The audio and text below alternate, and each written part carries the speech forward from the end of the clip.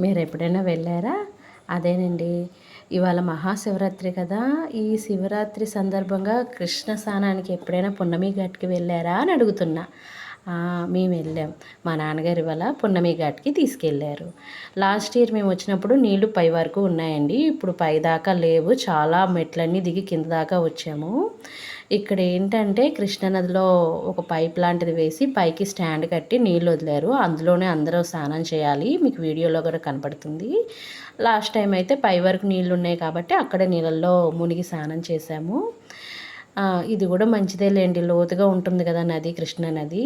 ఇలా పైపుల ద్వారా ఉందని కొంచెం డిసప్పాయింట్ అయ్యాం గానీ, ఇది కూడా బానే ఉంది. చక్కగా ఇక్కడ నదీ స్నానం చేసుకొని పెద్దలకి ఇస్తారు కదా! అలా దానాలు ఇచ్చేసి పెద్దల పేరు చెప్పి పక్కనే ఉన్న దుర్గా భవానీ గుడికి వెళ్ళాము. ఆ పక్కనే శివాలయం కూడా చాలా బావుందండి. అందరూ ఇలా పైపుల్లో స్నానాలు చేసి ఇలా దానాలు ఇచ్చుకుంటారు.